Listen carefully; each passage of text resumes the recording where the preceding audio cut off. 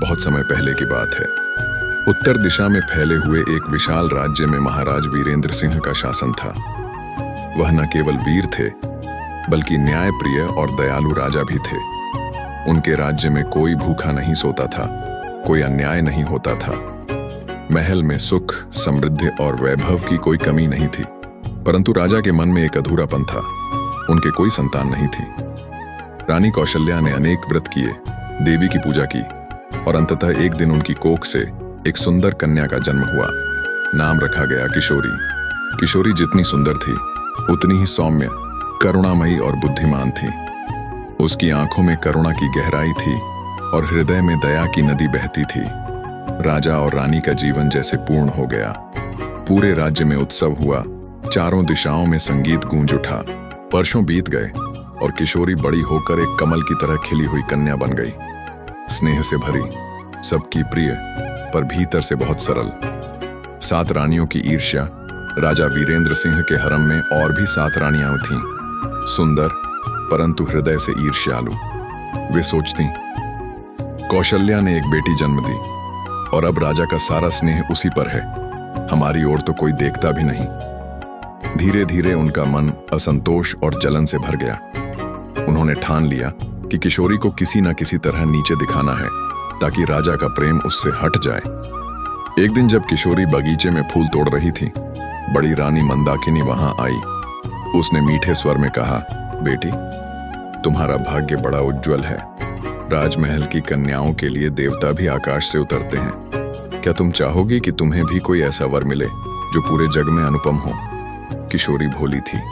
उसने मुस्कुरा कर कहा, माँ, मेरा तो यही सौभाग्य है कि मेरे माता पिता सुखी हैं। मुझे किसी वर की इच्छा नहीं। पर मंदाकिनी के मन में तो छल था। वह बोली, अगर तुम देवताओं से वर नहीं मांगोगी तो हम सब रानियां ही तेरे लिए वर चुनेंगी। किशोरी ने सिर झुकाया और कुछ नहीं कहा। यही उसकी पहली भूल थी। उसने सत्य कहने की जगह मौन चुन लिया। साजिश का आरंभ। कुछ दिन बाद 7 रानियां इकट्ठा हुईं। उन्होंने एक भयानक योजना बनाई। उन्होंने राजा के सामने जाकर कहा, महाराज, राजकुमारी किशोरी ने बहुत बड़ा अपराध किया है। वह कहती है कि वह देवी के आशीर्वाद से ऐसा पुत्र जन्म देगी जो राज्य से भी महान और देवताओं से भी तेजस्वी होगा। राजा चौंक गए। क्या?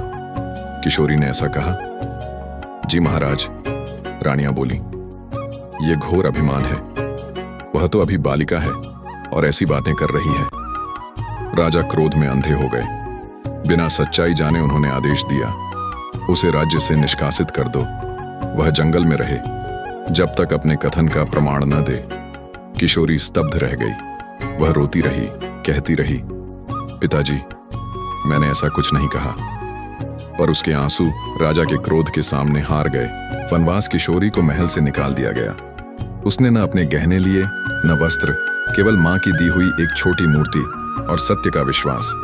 वह पैदल ही महल से दूर निकल गई, आंसुओं के साथ, परंतु आत्मसम्मान के साथ। दिन बीते, वर्ष बीत गए। जंगल में उसने एक छोटी झोपड़ी बना ली। वह पशुओं को दाना डालती, पेड़ों से फल तोड़कर खाती और हर सुबह सूरज को नमस्कार करती। एक दिन एक वृद्ध साधु वहां आए। उन्होंने किशोरी को देखा और बोले, बेटी, तेरे चेहरे पर कोई साधारण आभा नहीं है। तू कौन है? किशोरी ने सिर झुकाकर सब कुछ बता दिया। साधु मुस्कुराए। अन्याय जब होता है तो सत्य की परीक्षा होती है।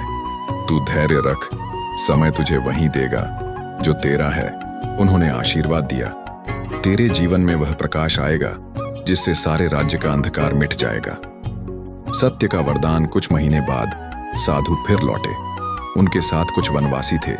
वे किशोरी से बोले, माँ, हमारे गांव में अकाल है। कोई पानी नहीं, कोई फल नहीं, कृपा करके आशीर्वाद दो। किशोरी ने अपना कटोरा जल से भरा और कहा, यह जल उस भूमि पर डालो जहां कोई जीव भूखा हो। वहां जीवन लौट आएगा। जब वनवासी लौटे तो आश्चर्य हुआ।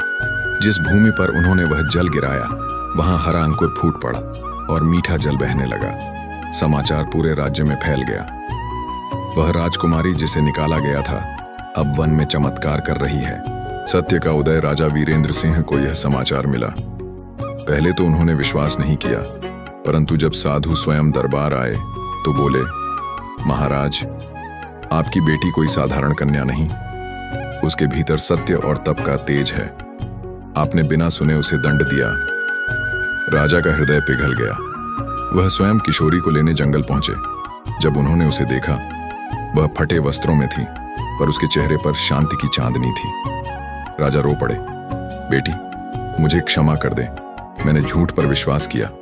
किशोरी ने कहा, पिताजी, अगर आपने मुझे वन न भेजा होता तो शायद मैं अपने भीतर की शक्ति न पहचान पाती। इसलिए आप दोषी नहीं, भाग्य के उपकरण हैं। सत्य की विजय। राजा ने उसे सम्मान के साथ महल लौटाया। 7 रानियों को बुलाया गया। उन्होंने सिर झुकाकर माफी मांगी और किशोरी ने उन्हें भी क्षमा कर दिया, क्योंकि उसके भीतर द्वेष नहीं था, केवल करुणा थी।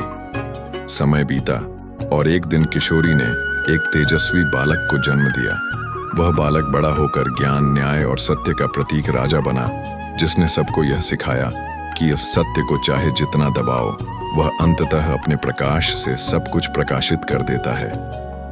उपसंहार कहते हैं, बाद में वही राजकुमार जब बुद्ध के उपदेश सुनने गया तो उन्होंने मुस्कुराकर कहा, तुम्हारी माता ने जब अन्याय के समय मौन रखा, तब सत्य ने स्वयं उसकी रक्षा की। जो व्यक्ति सत्य, धैर्य और करुणा को अपनाता है, उसका जीवन स्वयं एक चमत्कार बन जाता है। संदेश: झूठ के बल पर जीता व्यक्ति क्षण भर चमक सकता है, पर सत्य पर टिका व्यक्ति युगों तक याद किया जाता है। जो अन्याय के समय भी करुणा न छोड़े, वही वास्तव में राजकुमार या राजकुमारी कहलाने योग्य है। अगर वीडियो पसंद आया हो तो लाइक जरूर करें। खुशियां और ज्ञान दूसरों तक पहुंचाने के लिए शेयर करें। अपनी राय कमेंट में बताइए। आपकी बात हमारे लिए खास है। चैनल को सब्सक्राइब करें और हमेशा हमारे साथ बने रहें।